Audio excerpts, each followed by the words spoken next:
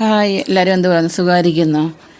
ഇന്ന് നമുക്ക് ഉരുളക്കിഴങ്ങ് കൊണ്ട് നല്ലൊരു കറി ഉണ്ടാക്കാം. ചപ്പാത്തിയോടെ കഴിക്കാൻ പറ്റിയൊരു കറിയാണ്. അപ്പോൾ നമുക്ക് വീഡിയോയിലേക്ക് പോകാം.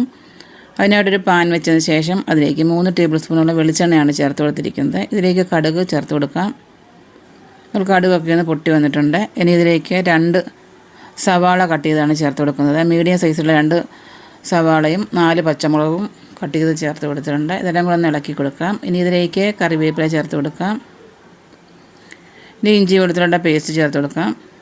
1 സ്പൂണോളം ഇഞ്ചി വെളുത്തുള്ളിയുടെ പേസ്റ്റ് ചേർത്ത് കൊടുക്കുന്നുണ്ട്. ഇതെല്ലാം കൂടെ ചേർത്ത് ഇതിൻ്റെ പച്ചമുളകൊക്കെ ഒന്ന് മാറി ഉള്ളിയുടെ കളർന്ന് ചെറുതായിട്ട് മാറി വരുമ്പോഴേക്കും ഇതിലേക്ക് നമുക്ക് മഞ്ഞൾപ്പൊടി ചേർത്ത് കൊടുക്കാം. ഇനി ഇതിലേക്ക് മല്ലിപ്പൊടിയാണ് ചേർത്ത് കൊടുക്കുന്നത്.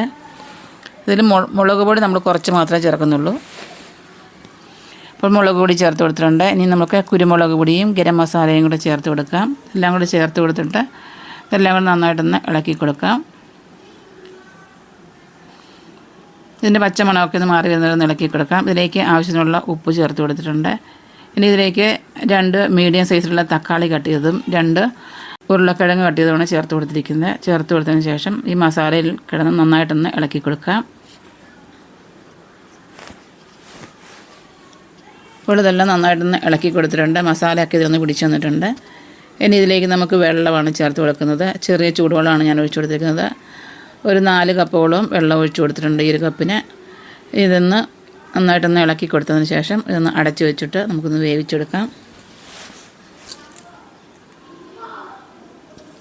ഇടയ്ക്ക് ഇതേപോലെ അടപ്പ് മാറ്റിയതിന് ശേഷം ഇതൊന്ന് ഇളക്കി കൊടുക്കുന്നുണ്ട്. അതിനുശേഷം വീണ്ടും അടച്ചു വെച്ച് കൊടുക്കാം.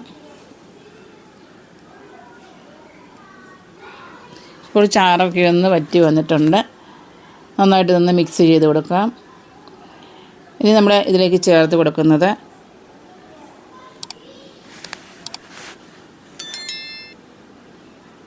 ഇപ്പോൾ സ്പൂൺ കൊണ്ട് നമുക്കിതൊന്ന് ചെറുതായിട്ടൊന്ന് ഉരുളക്കിഴങ്ങ് ഒന്ന് ഉടച്ച് കൊടുക്കാം.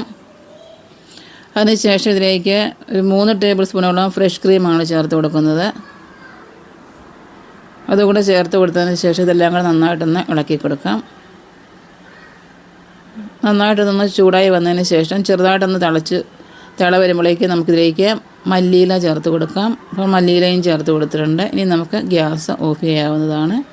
അതിനുശേഷം നമുക്കിത് ഒരു പാത്രത്തിലേക്ക് മാറ്റാം. അപ്പോൾ നമ്മൾ വളരെ വേഗത്തിൽ നല്ലൊരു ഉരുളക്കിഴങ്ങ് കൊണ്ടൊരു കറി ഉണ്ടാക്കിയിരിക്കുകയാണ് ചപ്പാത്തിയുടെ കഴിക്കാനായിട്ട്. അപ്പോൾ നമുക്ക് വീണ്ടും പുതിയൊരു വീഡിയോ ആയിട്ട് വരാം. അതുവരേക്കും ബൈ. Thanks for watching.